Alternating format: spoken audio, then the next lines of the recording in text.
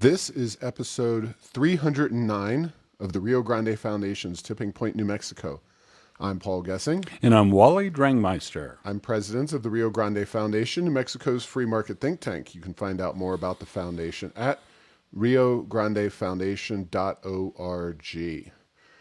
Wally, we've got quite a bit to talk about, not the least of which is the oppressive heat here and the smoke and the smog. Yeah, it's like the worst part of by Riverside, San Bernardino, California. It's pretty ugly out there. Yeah, so we're glad to be in the comfort of the temperature-controlled studio. And like I said, we do have a ton to talk about. But I'm going to start off with, and you'll have to look pretty far and wide here to find this podcast to be a Trump apologist podcast. We, of course, do focus mostly on state and local policy issues.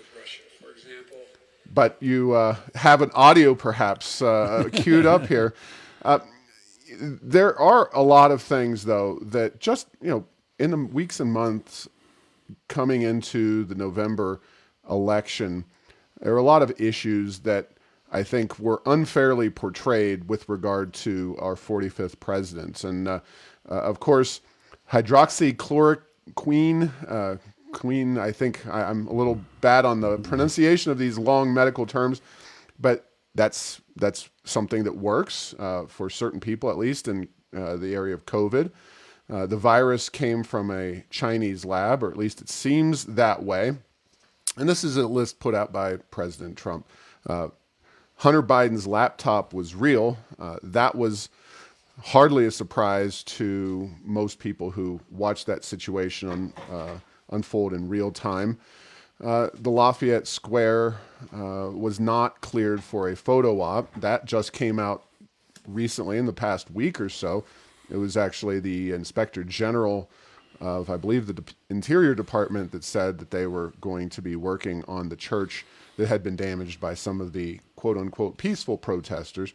The Russian bounty story was fake. Of course, vaccines were produced by the end of 2020. The blue state lockdowns, including right here in New Mexico with our 13th highest in the nation death rate, those didn't work. Schools should be reopened, something we've talked about extensively. Critical race theory and our southern border security was successful. Whether you agree with that last point, certainly there's been a lot of chaos under the Biden administration. So, Trump is still out there talking about his accomplishments, but in this case, talking about things that the media really got wrong about very important policy issues during the 2020 election season. Yeah, as I was looking at your list, Paul, it called to mind a passage I read in Larry Schweikert's book, about American history. And there have been periods of time in the 1800s and into the early 1900s where the news business, the news outlets, and back then it was newspapers almost exclusively, were extremely partisan. They were either a Republican or a Democrat. And I think we've kind of come pretty darn close to that in the modern era. And it seems like if you report, and let's just say, I won't name names, but let's say this hypothetical news network, CNN, for example, was, let's say it tended to be a bit more liberal. If you report things that turn out to be factually untrue, but if they were true, the people who are watching your network would like them, it seems like there's very little problem and very little outrage from the primary consumers of that. Whereas if you're another network, say, what would we call that?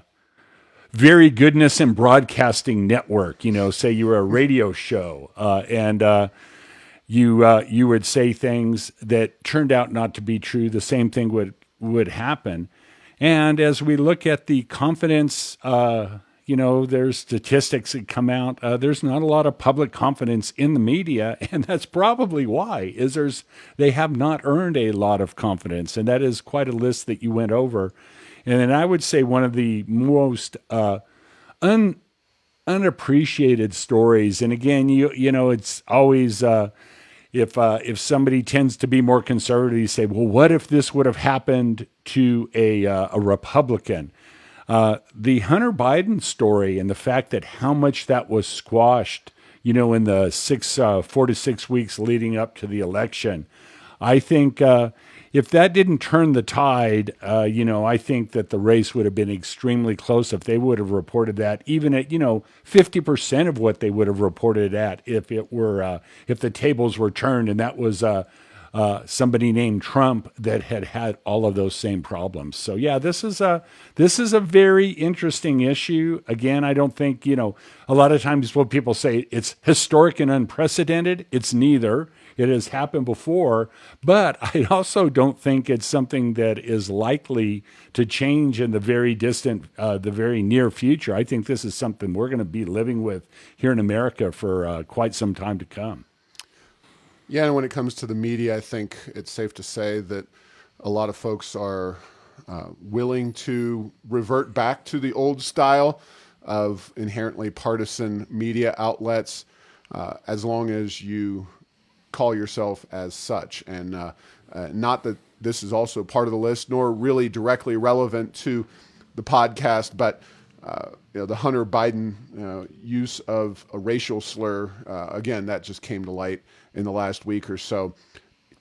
If those were one of Trump's kids, I can assure you that the media would have been very, very enthusiastic and very outgoing in their opprobrium towards him or his children or whoever it might be. Now, that is by no means the only important national news of the week, but the biggest thing I think we're seeing unfold is that there are a few moderate Democrats, including now Joe Manchin, who really doubled down, if you will. He explained himself and his very valid reasons for not killing the filibuster.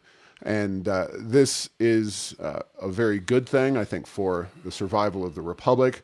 While it sounds great that you just pass things with 50+1 votes in the Senate, this filibuster, whether it wasn't originally part of the U.S. Constitution, but you don't want wild swings in the policies enacted. You want some level of durability. And we've already gotten to a point in this country where Obama signs executive orders, Trump repeals executive orders, Biden then repeals Trump's repeal of the executive orders.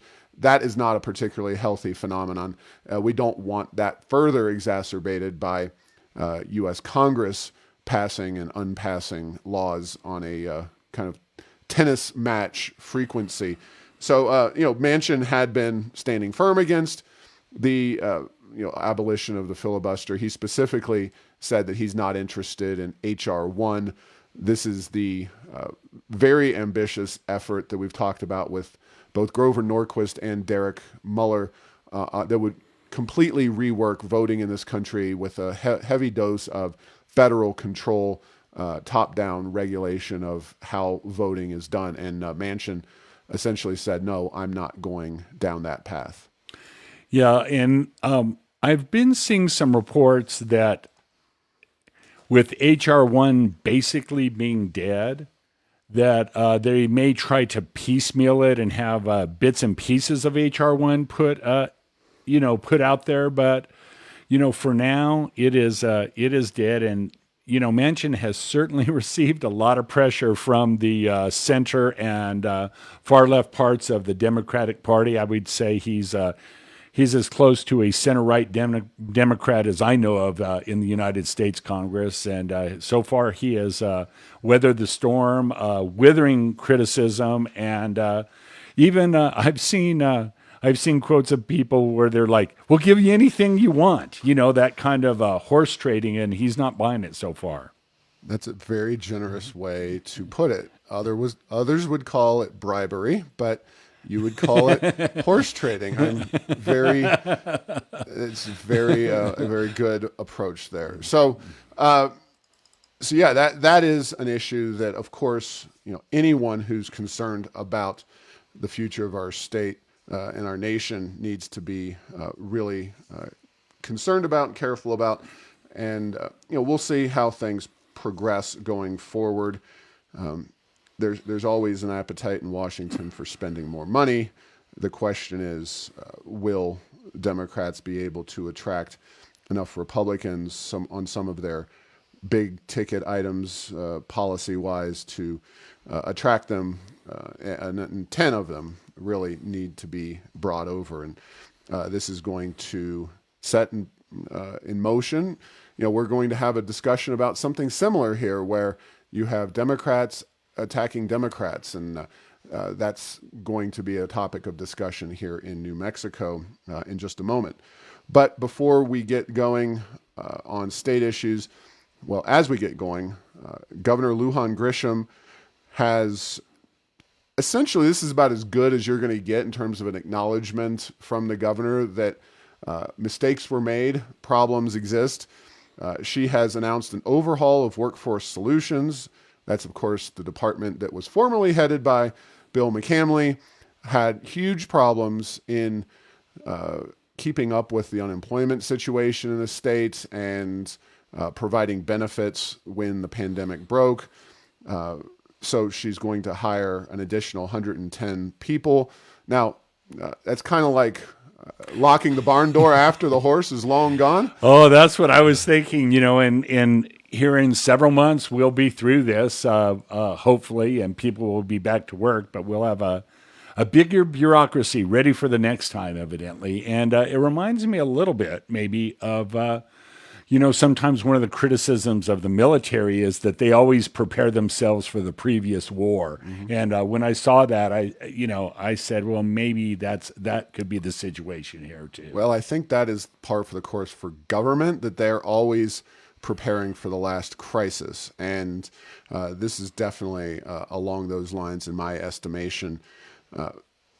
The governor did announce some good news, some bad news. She confirmed or kind of announced that New Mexico was not going to go down the path of eliminating the $300 unemployment supplement that workers across the state have been eligible for. That I believe strong economic evidence exists for the fact that that is helping keep people out of the workforce who otherwise would be in the workforce. We actually discussed some data from the Federal Reserve just last week.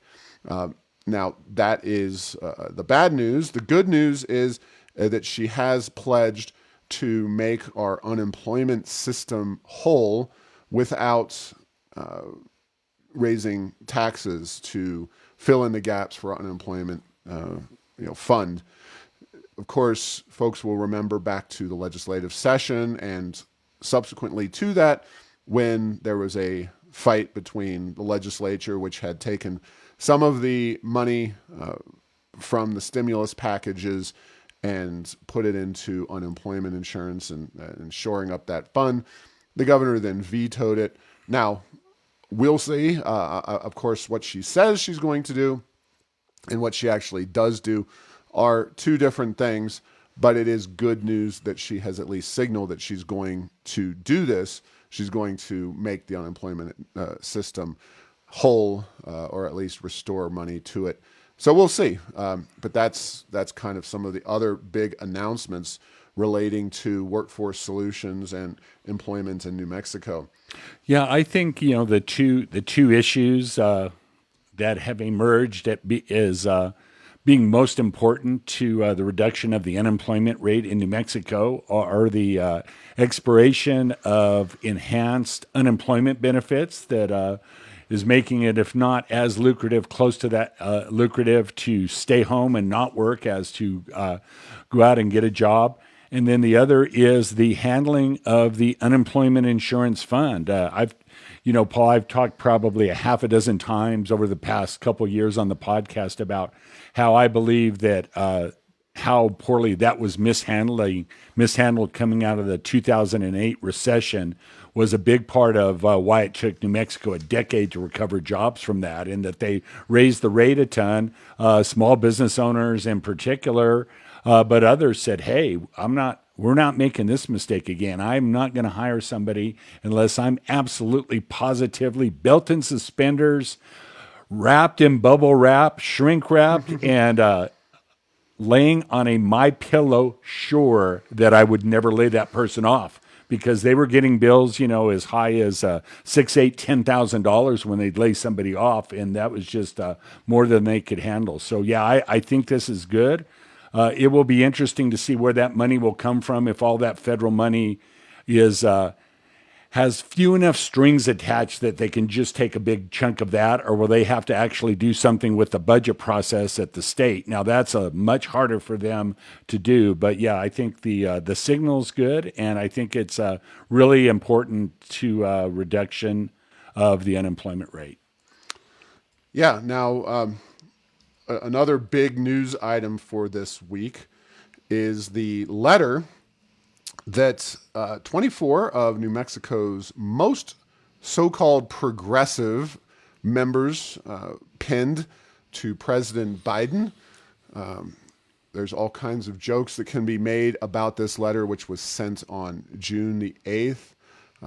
Most of them involve some form of self-flagellation or torture, because these 24 Democrat legislators, they wrote this letter thanking President Biden for essentially, pausing the oil and gas permitting program the federal government has that disproportionately impacts New Mexico's economy. They write this letter. We, the undersigned members of our state legislature, are committed to a deliberate and planned transition from our overdependence on fossil fuels to fund our state's priorities. And then, oh, by the way, in the next couple of paragraphs down, you should really increase the royalty rate, because we need more of that sweet, sweet money coming out of the oil and gas industry. And it just... there's stuff about orphaned wells in here, and, heaven forbid they actually use the money that's generated by the program to do something about the orphaned wells, if that's really a serious issue. There's, of course, they call out BIPOC, BIPOCs, Wally, BIPOC, Yes, it's an acronym, yes. Black, Indigenous, and People of Color. So, of course, those are groups that are disproportionately impacted by the awful oil and gas industry. We're doing our part, Energy Transition Act, yada, yada, yada. Deb Haaland is great. And this, you can find the link on the Rio Grande Foundation's website. It is only, quote unquote, only 24 of New Mexico's 70 legislators. So that is some solace that can be had from this. Of course, these are progressive big spenders without the faintest idea of how to actually reform New Mexico's economy, who are basically saying, 40% of the state budget, we could take it or leave it. We could work with that. Yeah, they have these are people without the faintest idea of how to actually stimulate economic growth. Several of them are from Albuquerque. There's folks from all over the state. Not all of them are what you would call rock-ribbed blue districts. There are some swing folks here, and this letter should provide an opportunity to go after some of these folks politically. By the way, the Republican legislature, I think unanimously, sent a letter to the Biden administration once they caught wind of this letter, saying, no, we support oil and gas.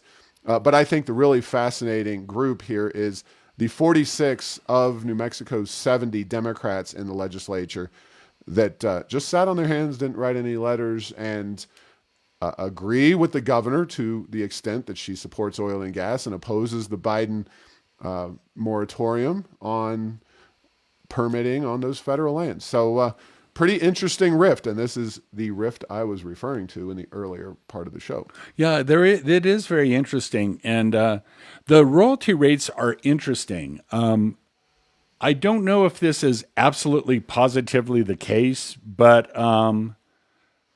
when land is leased, it's basically leased with the royalty rate. It's a very much of a contractual form between the federal government, whether it be the Bureau of Land Management or whichever entity is leasing the land, and whoever they're leasing it to. And when there's talk of changes in royalty rates, is it impossible for the United States to change that retroactively on those? It's possible. It's also possible for the federal government to default on the full faith and credit of the dollar at some point as well. So I'm not saying it can't be done, but I think it's highly unlikely.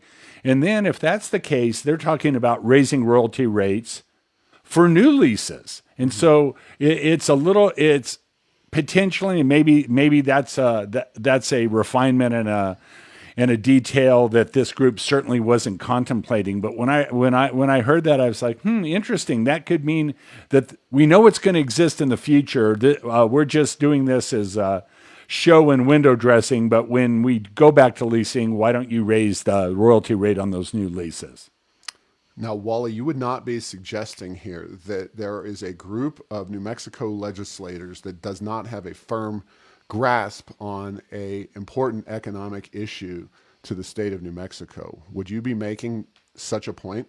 I would not be making that point, but I think that they might have made that point just in their letter. And when they talk about an orderly transition, the other thing, and I think it's on the list of things coming up, is we have a lot of policy issues that, Paul, there's sometimes that policy is so slow to have an impact and so slow to take effect that it's not even noticeable. And then by the time things happen, it's always easy enough to explain away. But, if this moratorium takes place, they raise the royalty rate, they make it hard to get permits for easements and right-of-ways to build the gathering and takeaway capacity from the Permian Basin in particular. We could see things go south in a major hurry. Now, the ironic part is in the short term, if you make something harder to produce, i.e., raise the cost of production and the price goes up, guess what? That's what's happened with oil. And so it's interesting that in the short term, the very phenomenon that may make the industry in the long term much less profitable, much less lucrative for the state of New Mexico, in the short run is going to be probably bringing more money to the state. So there are many issues afoot and many things that are brought up that are not necessarily fully discussed in this letter that was sent to the president. Well, Wally, you just went and ruined it. Did I ruin? I'm going to discuss the Santa Fe New Mexican, but other news outlets report that New Mexico's revenues, mostly from oil and gas, are up by $350 million per barrel. The price of oil right now is hovering right around the $70 a barrel mark, which is very strong, especially considering where we were in April of 2020. But it's been an incredible rebound. Now, it is notable that while production has rebounded in New Mexico, this is a time when we were seeing dramatic growth because of new finds. And, we may have recovered more quickly than some other states, but this isn't mostly about new drilling at this point. These are unfinished wells that were financially unviable during much of the COVID pandemic when prices were really low. So the fact is, according to the Santa Fe New Mexican, New Mexico actually has much fewer in the way of drilling rigs actively here. That's 71 from an average of 114 in March. So that's the average number that you have in March is 114. We're down to 71. So I do think that this is an issue moving forward. But of course, as you mentioned, you enact policies with regard to oil and gas or broader economic policies, and the dynamics of that industry are such that decisions have a way of working themselves out, but it takes quite a bit of time. And so, unfortunately, it's one of the things, the reasons there is a curse when it comes to oil and gas, the feedback loop between bad policy coming out of either Washington or the state house, it doesn't necessarily result immediately in the kind of bad outcomes. So, Yeah, and in this case, I think from a state of New Mexico, it's actually probably resulting in good outcome. So as you said, and remember we talked when there was the moratorium on new permits federally, I said, hey, that's not going to have as much of an impact in the short run as people think. Why? Because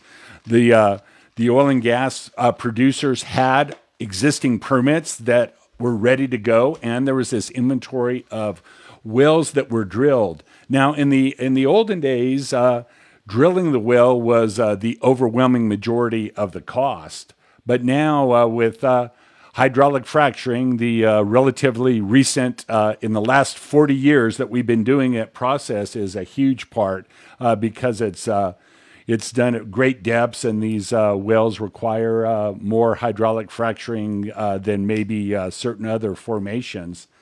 But yes, just another way to say is like, yes, things. I guess if there were an analogy, it's like if we were hungry and you eat all the seed corn, you will definitely satiate your appetite for a period of time. But if you don't have a new crop planted back, and I think that that analogy might apply a little bit to the oil and gas industry, depending on what federal and state policy continues to be over the next couple of years. yeah, and a few quick hitting items on with regard to oil and gas in New Mexico broadly, but generally speaking, one is the moratorium imposed by the Biden administration and Deb Haaland, Secretary of the Interior, is ongoing and indefinite. There was some confusion, and I think even confusion within the Biden administration in terms of, is this 60 days? Is this a indefinite moratorium on the permitting process? It is indefinite, and we have no idea when this is going to be lifted, if at all, for the foreseeable future. So that is a very important note, and it just shows, kind of where these legislators, these 24 legislators in New Mexico, are coming from, and just how far out they are. Another thing is the Biden administration has suspended all of Trump administration's Arctic drilling leases. This is back to the ping pong effect, back and forth. That's not really important to New Mexico, except it just follows along the pattern of the Biden administration being anti-energy and folks, of course, paying more at the pump as a result. But more importantly, Alaska has this big pipeline, and that pipeline's been going, I don't know, I think they got started in the late 70s. If that pipeline does not have enough product to put in at the front end of the pipe up there in Alaska, they can't keep the pressure going. These are depleting oil fields, and it's not just about the production of oil and gas and Alaska's economy and all these things. This is a national asset that costs a lot of money to build, and if the oil and gas supply is not available, that pipeline turns into basically a worthless piece of junk that I think anyone of kind of sound mind would say that it's been built. We should be, as a country, allowing producers to keep that pipeline full and keep going for our own economic benefit. Finally, the Keystone XL pipeline, which of course Biden put the kibosh on, for lack of a better word, pulled the permits on first day in office. That company has abandoned the pipeline. So again, ping pong, tennis, whatever bad metaphor you want to look at, that is it's just not good. It's not good for companies to have to deal with that kind of uncertainty. That's one of the big reasons why businesses don't come to third world countries and do business, because they question, the political decision making of elected officials or unelected officials in certain cases. And it's just a real issue with the way our political uncertainty has risen here in the United States. Any quick points there, Wally? Well, it's interesting. Pipelines are the safest, most effective, most environmentally benign way to transport liquids in volume. And to shut them down, if there's still demand for oil and gas, and I have a feeling there will be oil and gas and jet fuel and heating oil that's going to be consumed in our country for a few years in the future.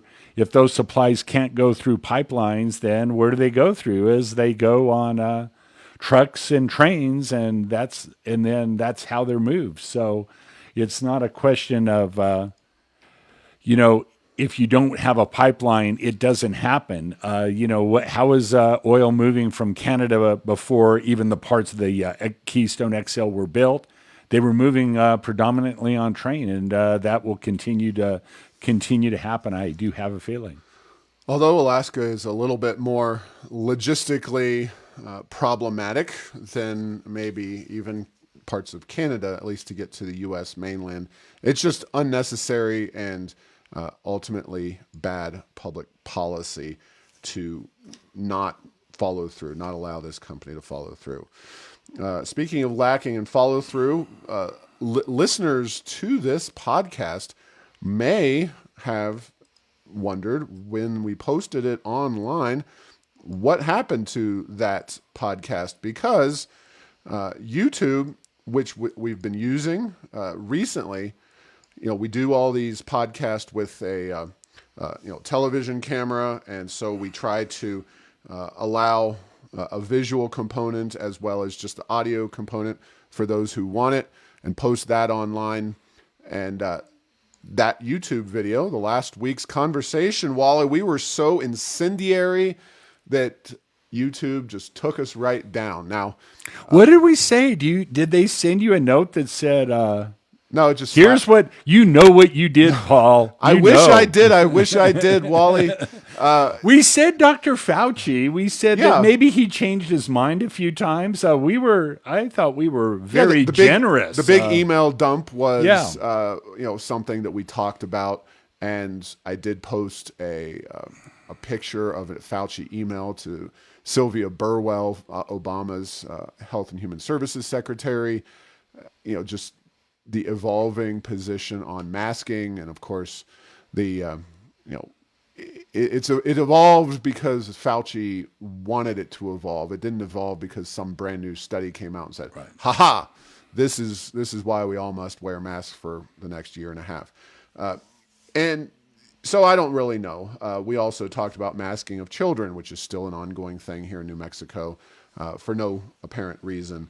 And if those were one of the reasons, we may be taken down again, because we've just, in a meta fashion, alluded to that. We talked in the podcast before. We don't know what happened or exactly why we were taken down, but we'll try not to get taken down this week. And of course, the audio content is always available because we don't rely on YouTube at all. It's just, we're a member of the Media Research Center's effort, the Free Speech Coalition, to attempt to push back against this kind of heavy-handed activity by folks in these big social media companies. And of course, if you don't know, I'm sorry, it's the Free Speech Alliance, not the Free Speech Coalition. We're working with the Media Research Center, though, which is a very prominent and effective national organization designed to keep a watch on the media, and they have a full-time job, and we've had one of their folks on as a guest at this podcast. So you can go back and check out what the Free Speech Alliance had to say when we had them on the podcast a while back. So the point is that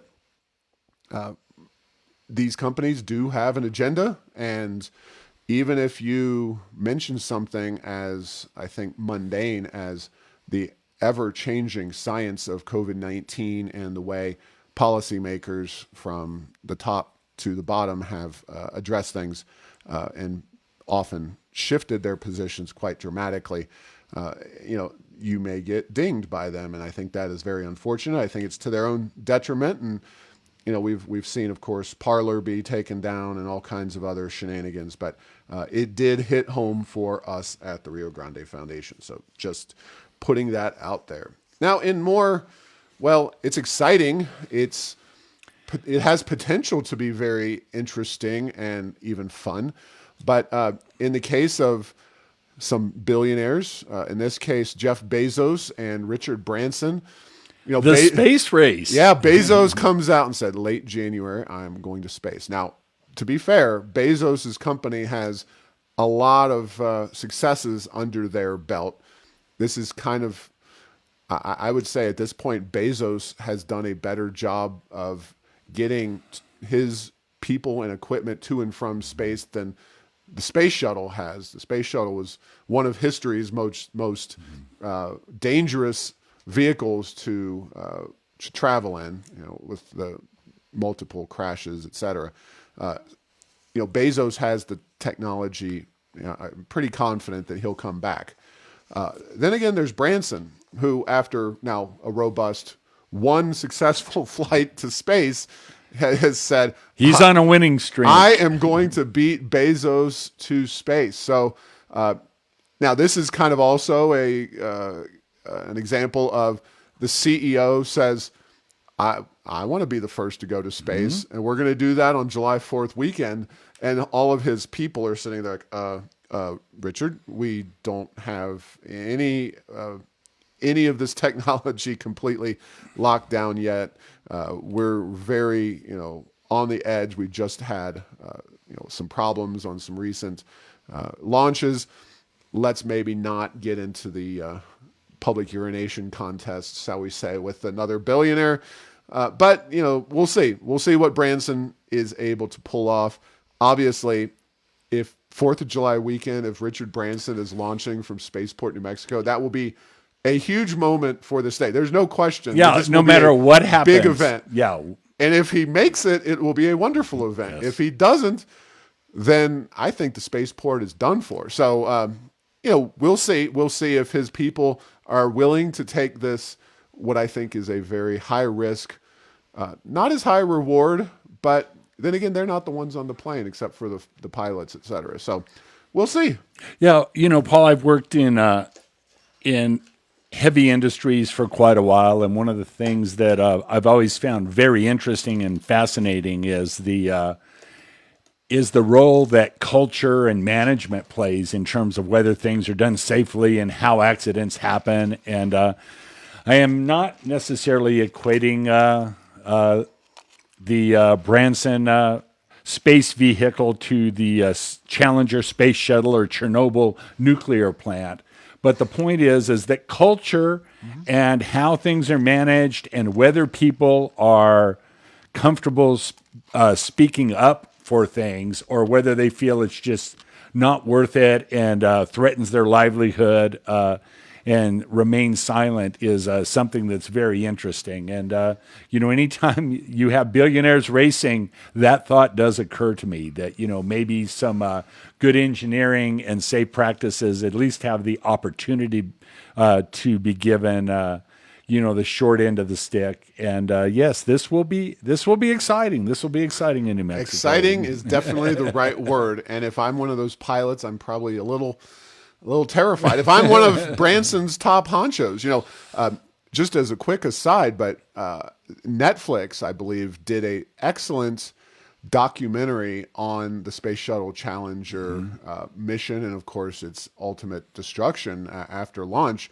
due to the failure of the O-rings. And, of course, investigations were done of that event, that very, sad tragedy. I remember I think it was 5th grade watching the teacher, Krista McAuliffe, try to go into space and ultimately unsuccessfully. And yeah, I mean, it's one thing to be the guy or gal in a room full of nerds, so to speak, saying, these O-rings aren't safe. And people brought that up. Like that was part of the video series. There were people and that's what I mean. Saying, they knew it and they were but they didn't have the stature in the organization and they weren't it wasn't that it was unknown. Right. It's a totally different thing when, Richard Branson he's legit one of the coolest people on the planet. He's got a force of personality.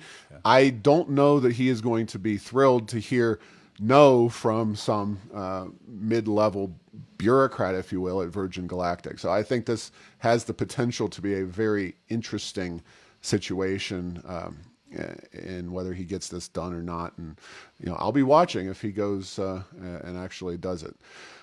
In terms of another failed form of transportation, talk about a transition there, Wally. That was that was the segue of the month so far, Paul. Yeah. Good job. So Albuquerque City Council recently made the brilliant decision to fork over another $3 million of our tax dollars in order to make the city's unpopular bus system truly quote unquote free to the traveler.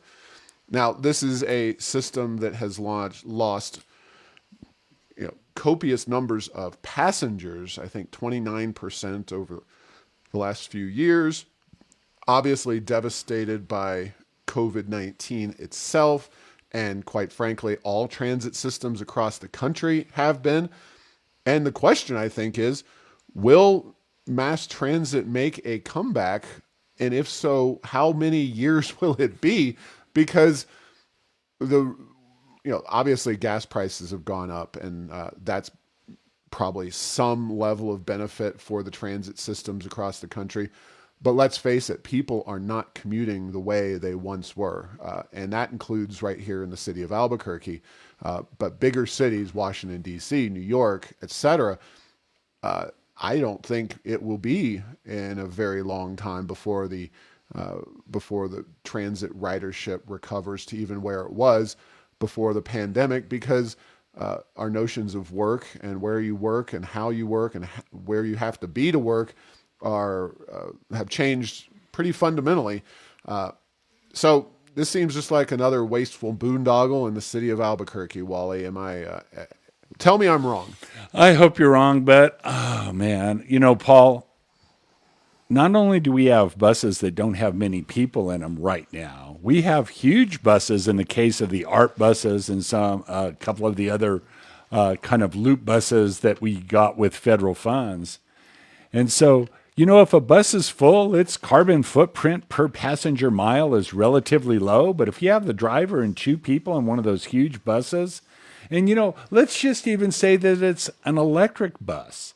It's one of those, economics is about alternate uses for things. And so is wasting cleaner energy a good thing to do as well when, we have all these other things that we could be doing with it, heating and cooling our houses, keeping the rates down for people. So yeah, this is a very interesting one. And it all comes down to me where they've always tried to play off public transit against private transportation. And there are a few places where that may be true. New York City is one, to the extent that we have the federal Congress financed metro system in DC. That's another one. But I think this issue was out there pre-COVID, but it came to light. I think the trade-off is largely telecommuting versus telecommuting versus not commuting, i.e., not commuting at all, not public transport. And so we'll see what happens. So, what would it take to fill up all of those ART buses a good amount of the time, even at rush hour? I can't see it happening. I can't see it happening for the lifespan of those buses at this point. Things can change, but I don't have a good feeling about this one. You and me both. I'll say that, this is not the highest and best use of taxpayer money. And, we're kind of in this budgetary la-la land right now where the printing presses are heating up in Washington, D.C., and they're providing all kinds of wasteful stimulus, so-called stimulus here in New Mexico, whether it's keeping people on the sidelines in the job market to September, or, this is 1 year of so-called free buses. It'll be interesting to see, how many people return to the bus system. I would bet my house that you see kind of a medium position, somewhere not as bad as the darkest days of the pandemic, but certainly not as good as the times before it. Now, you and I, Wally, if you ever take a bus, and I have in this town, I've taken some buses. They, and I'm a rather significantly sized gentleman, 6'3", and I can take care of myself. But boy, I don't ride buses up and down Central, and Central is the place where I think you have the most potential for bus service, but you also have the most problems with regard to the clientele. And if you ever have been harassed for $1, chances are somebody has also said, I need $1 to get on the bus. Now, whether that is in fact the case or not, charging some nominal rate to allow people to ride the bus provides the additional useful benefit of circulating the people on and off the bus, because even if you pay that buck and you ride it from one end of the line to the other, at least after that, the bus driver comes along and says, hey, buddy, time to get off the bus. I suspect that to the extent that you have, hey, it hit 103 degrees here in Albuquerque today. If you're a homeless person, would you rather be on a nice air-conditioned bus or sitting outside on the street? And I just have a strong suspicion that you're going to see. Are these going to be rolling daytime homeless shelters? Is that exactly interesting? So I think that is a very real issue as well, and I think it raises the question of, is this really, a well thought out strategy? But as with the legislature, the idea of half-baked public policies is nothing new for Albuquerque City Council, which, by the way, failed to override Mayor Keller's wise veto of the gas tax. So kudos to, again, Mayor Keller and those who stood up against the gas tax increase. So that was some bit of good news. Now, Wally, you are going to guide us through and lead the next conversation. Oh, can I make one more point before we do that? Just one real quick point. Yes. So the $3 million, if something is truly valuable, and broadly valuable, and you make it free, what happens? You will run out of it. So just a little thought experiment. What if we were to provide $3 million worth of free gasoline at a number of stations around town? What do you think? What would happen? There would be lines. People would be there. It would be gone in the quickest amount of time possible. As opposed to, you make a empty bus system free and it goes from having 4 people to maybe 10. But is it going to fill up? I don't think so. That's the point. And so it's not even necessarily a question of the cost. It's a question of the utility and the value that system has, that was built with a combination of federal, state, and local, mostly federal dollars that we're trying to find a use for. So yeah, and again, this $3 million is not the only taxpayer subsidy for the bus system. It's the latest one. Myriad federal and state, federal and local subsidies, probably some state. I haven't quite looked through all of the various numerous ways in which our buses are subsidized. Used to be that the bus system was at least the cheaper of the transportation options relative to, say, fixed rail, but you try to make something free, and that's not going to work out very well. So, all right, Enchant Energy, and I know you're involved in this effort, and I want to put you on the spot here, Wally, because the Albuquerque Journal reports that the carbon capture technology at the San Juan Generating Station, with the plan of making that a carbon neutral or carbon free electricity generation using coal, but pumping the produced CO2 underground to aid in oil and gas extraction, that is going to be delayed a little bit. Can you shed some light on this issue? Yeah, so there's no question, Paul, that it's delayed from the earlier optimistic and aggressive assumptions with regard to getting this project online. There was once a time where the project was hoping to be able to get an agreement with a public service company in New Mexico to actually start building part of the carbon capture facility before the transfer of the asset actually, the full transfer happened. That didn't happen. And that combined with the COVID-19 just generally slowing things down has put the project certainly not out of the realm of being able to be completed, but certainly not on the as aggressive timeline that was initially planned for and hoped for. Yeah. So, I looked at this story when it ran in the Albuquerque Journal, and I said to myself, this is, going to give the radical environmentalists and others, including PNM, but anyone who wants to see San Juan Generating Station shut down for good, this is going to give them a real excuse to do that. And they don't need an excuse, Paul. There's this group, IEFA, that has consistently been against the project, and they give a whole host of reasons where they don't like it, and they don't need reasons. They just don't like it. This group, and if you go to their website, they have a very thorough attack of every form of carbon-based energy, and they don't ever seem to get around to doing any of the cost benefit and some of the issues. Hey, energy's complicated. Things happen. For example, the battery fires that happened in Arizona have really given a lot of people pause towards what the effectiveness of those is going to be in the short term. But the groups, they don't like coal, and I kind of liken it to they're looking at. They remind me a little bit of they've been fighting coal for so long that if the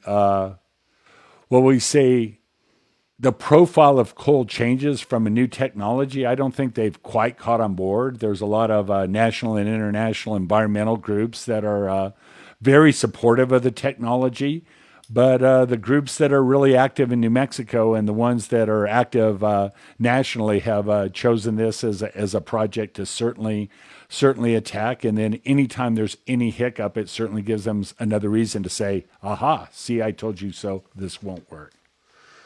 All right. Well, real quickly, one of the things I love to see is when people write about the Rio Grande Foundation online, because it means that we are reaching them, and it's either somebody who is a friendly supporter of the Rio Grande Foundation citing our data and research, or it is somebody who is hostile to the Rio Grande Foundation, but nonetheless feels the need to respond to what we're doing. And in the Santa Fe New Mexican on June the 11th, a John House, and I won't go through the piece because quite honestly, it's not worth going through, but the long and short of it is that we got a hold of that deposition from Health and Human Services Secretary Tracy Collins asking about the science.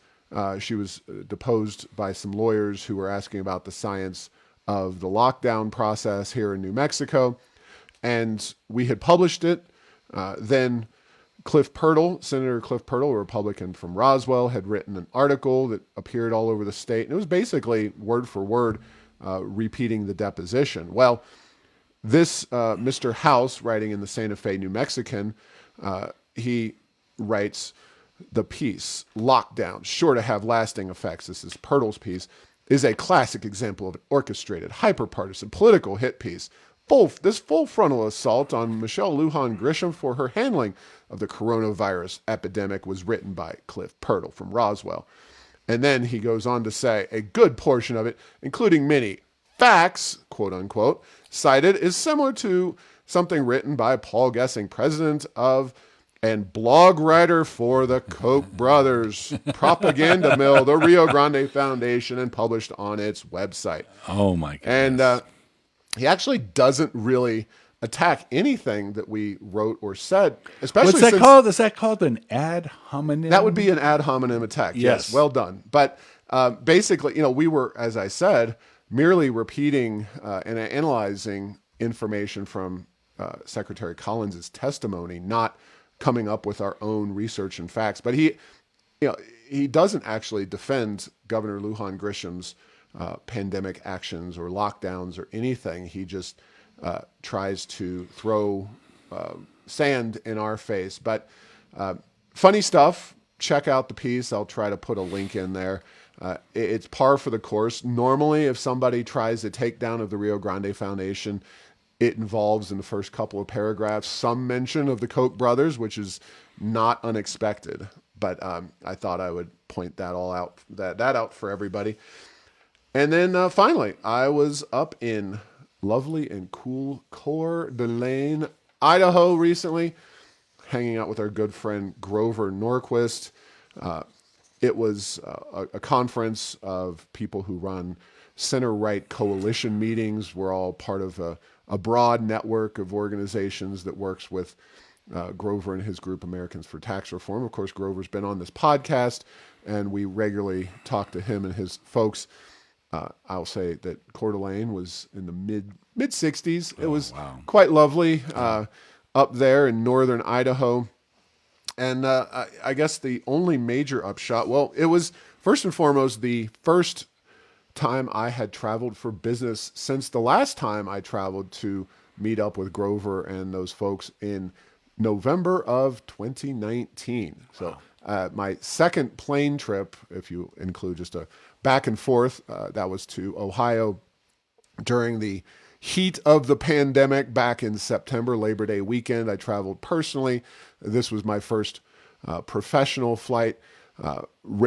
Keeping as they are, masks required on airplanes is downright idiotic. That is a requirement from the Biden administration. Same with airports. You are required when you go into any airport in the country. I don't know about maybe some little private airports, but ABQ Sunport, definitely you're supposed to be wearing a mask. So silliness, but these are the kinds of things that, the Biden administration, he can impose an executive order very simply and impose his bad policies without worrying about congressional meddling. So, yeah, and Paul, I flew the weekend, June 4th, 5th, and 6th, somewhere in there, and yeah, I am with you. And in California, we have an interesting little tidbit. Is so you're in the and I was in the San Diego airport, which is very small of the Southwest terminal. It's always crowded. Mm-hmm. It was packed. The planes were at capacity. So you're in the terminal, and they have a piece of paper on every seat because California wants you to only sit in every other seat. Right. Then you get in line right next to each other and get onto a plane and sit right next to each other with every seat filled. And so there's a lot of interesting things going on there. And I had the misfortune of not having the good high flow mask. And so I had the wrong mask. And so I rectified that situation. So I have a supply if the craziness continues with regard to these masks where I had to have a better one. So I was doing it was slowly coming down my nose, We've seen the half maskers. I'll just quickly add that when I went to the Sunport for a very early morning flight with a layover in Oakland, it was very busy. I don't think it's at pre-pandemic levels in terms of overall traffic, but staffing and generally things are working the kinks out, trying to get to some semblance of normalcy. Everybody from the parking, people, the off-site parking, to the airlines themselves and having enough folks on staff, to the security and the TSA. It was anything but a smooth process. I was at the airport a good hour and 15 to 20 minutes ahead of time, which normally is just plenty of time, even to check a bag at the Sunport. I went up to my gate 10 minutes before takeoff. I finally made it through into the gate. So it was a much more problematic situation. So for folks who are planning to fly, there's your helpful news you can use. Get there early, folks, right now, because things are not like they were pre-pandemic yet at the Sunport and with the airlines. All right. Thanks for listening. to this week's episode. Find all episodes at tippingpointnm.com or at the Rio Grande Foundation's YouTube channel. Subscribe to this show at Apple, Stitcher, or have your Google Home play Tipping Point New Mexico. Thanks to Path 3 Marketing for producing this show.